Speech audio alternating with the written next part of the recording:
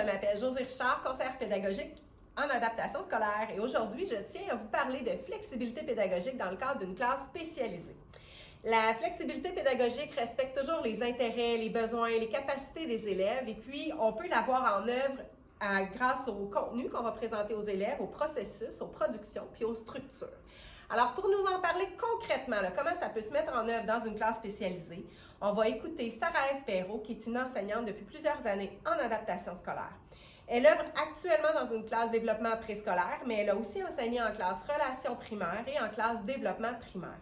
Alors, place à son beau contenu. Alors, Sarah-Ève, est-ce que tu pourrais nous faire un portrait type d'une classe spécialisée au primaire?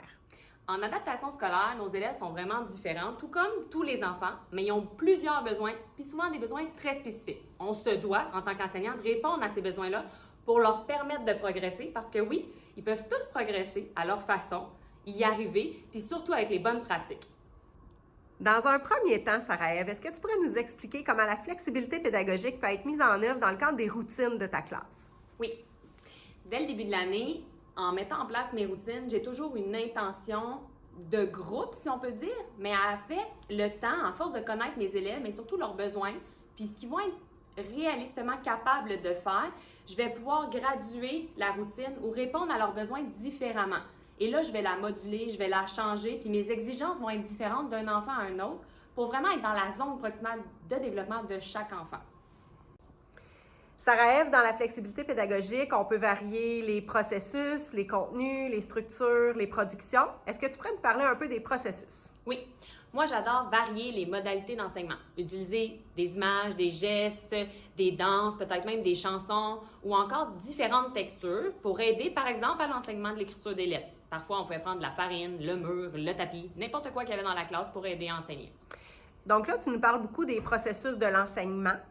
Mais tout ça, tu le réfléchissais à partir des processus des élèves, parce que dans le fond, il y a les élèves, comment ils apprennent. Donc, j'imagine que tu réfléchissais aux stratégies en fonction de comment tes élèves apprenaient. Oui. Pour arriver à faire ça, dès le début de l'année scolaire, je faisais des petites activités par-ci, par-là, avec des modalités variées, dans l'objectif de connaître, en fait, moi j'appelle ça la porte d'entrée, pour faire acquérir quelque chose à un de mes élèves. Donc, par exemple, je sais que Josée allait m'apprendre par la chanson. Bien, quand j'observais qu'une de mes intentions pédagogiques arrivait difficilement à faire son bout de chemin là, chez Josée, bien, j'intégrais la chanson pour favoriser son apprentissage, mais aussi son processus. Puis j'imagine que tu pouvais utiliser aussi des tableaux, des graphiques, selon l'âge des enfants, évidemment. Là, quand on est avec les plus petits, on est peut-être plus dans les chansons, mais on va y aller vraiment, on va pousser notre analyse de l'apprentissage selon leur âge, selon leur capacité. Oui. On peut même utiliser des photos de eux-mêmes dans l'action. Par exemple, je pense à quand on raconte un événement à l'oral, par exemple, pour nos retours de fin de semaine. On peut utiliser le dessin, on peut utiliser... Il y a tellement de choses là, possibles à utiliser. Merci. Maintenant, Sarah-Ève, est-ce que tu pourrais nous parler des structures et des contenus? Comment tu les mets en œuvre en flexibilité pédagogique dans ta classe? En fait, souvent, à partir d'une production, j'arrive à cibler les besoins de chacun de mes élèves. À partir de ces besoins-là, je vais créer soit des sous-groupes ou des rencontres individuelles afin de travailler des intentions pédagogiques vraiment précises. Donc, par exemple, je parle de la résolution problème. J'observe qu'une majorité de mes élèves ont de la difficulté avec l'organisation des données, puis une autre avec la formulation du résultat.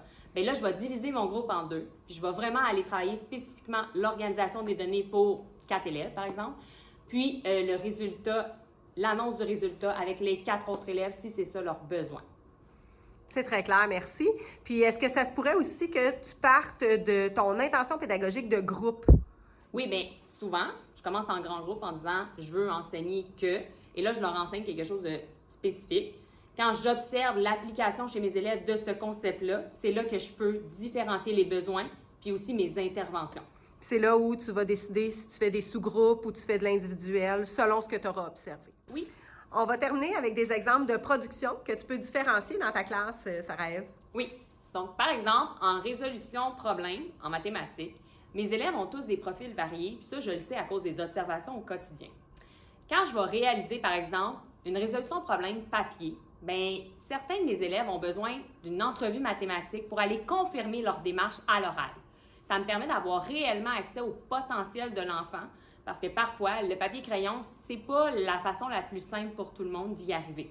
Fait qu'en ayant la confirmation à l'oral, bien, je parviens à avoir un plus grand éventail de son profil. De son résultat. De puis son résultat. Ce qui est en mesure de te donner. Exactement. Pour la communication à l'oral... Ah, mais attends, avant d'aller en communication orale, j'aimerais ça compléter autre chose avec la résolution de problèmes. Parce que dans le fond, tu t'es dit que pour Jean-Jacques, c'était pertinent de faire une entrevue mathématique, mais pour Pierre-Jacques, lui, tu vas y aller peut-être en papier, puis c'est correct. Oui. Mais l'attente là, que tu vas avoir envers les deux élèves, ça va être la même chose. Donc, même si tu as différencié la production, même si l'élève a rendu sa situation ou son résultat d'une façon différente, l'attente que tu as envers eux est la même. C'est ça que tu vas évaluer au final. Oui. Puis là, ben, tu voulais nous parler de communication orale. Oui. Alors, qu'est-ce que tu fais comme différenciation par rapport à tes prises de notes ou ta consignation d'observation en communication orale? Oui. J'ai différents élèves qui aiment parler en groupe, d'autres pas du tout, par exemple.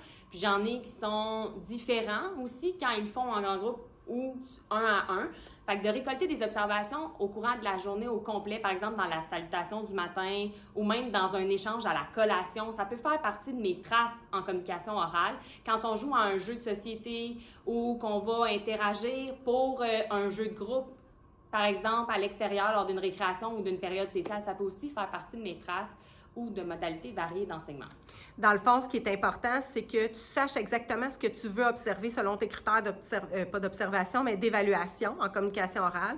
Puis là, j'imagine que tu as un outil de consignation pour noter en fonction des critères d'évaluation que tu es en mesure d'observer au moment de la causerie, de la collation, etc. Oui. C'est un peu ça? Oui, oui. Super.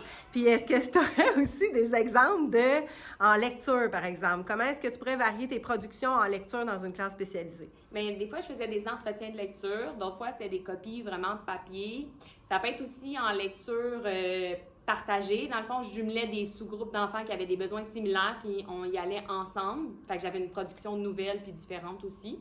Puis là, à ce moment-là, c'est que tu posais... Mettons que tu as 2 élèves qui lisent en lecture partagée, tu leur poses des questions, donc tu y vas par la conversation avec eux autres, parce que là, évidemment, on est dans la triangulation des apprentissages depuis tantôt. Oui.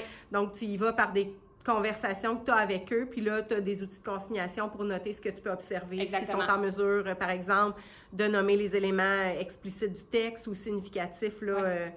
qui soient implicites ou explicites. Puis là, tu as parlé d'entrevues, de lecture partagée, de copies papier-crayon, mais tu sais, chez les plus vieux, on pourrait peut-être même avoir un journal de bord, une réaction, ou même chez les plus petits, on pourrait peut-être avoir un dessin par rapport à la lecture. Est-ce que ça pourrait se faire dans une classe spécialisée? Certainement. Ce que j'ai déjà fait aussi, c'est que mes élèves avaient des icônes à lever, par exemple, dans les lectures en grand groupe, pour faire de l'appréciation ou de la réaction. Puis ils pouvaient lever leur icône à la fin de l'activité. Ça me permettait ensuite d'aller cocher, par exemple, sur ma grille, comment ils avaient réagi ou apprécié. C'est une bonne façon de varier parce que même tu pourrais donner des choix de réponse à la limite. Oui. Puis avoir des images. Ah oui, c'est une bonne idée pour aller chercher le plein potentiel de nos élèves. Parce qu'au travers de tout ça, ce qu'on veut, c'est d'avoir un réel portrait de nos élèves. Oui. Parce que ce qui arrive, si on fait que des examens papier-crayon, souvent on va passer à côté de quelque chose, surtout pour nos classes spécialisées. Mm-hmm. C'est un peu ça? Oui, c'est exactement ça.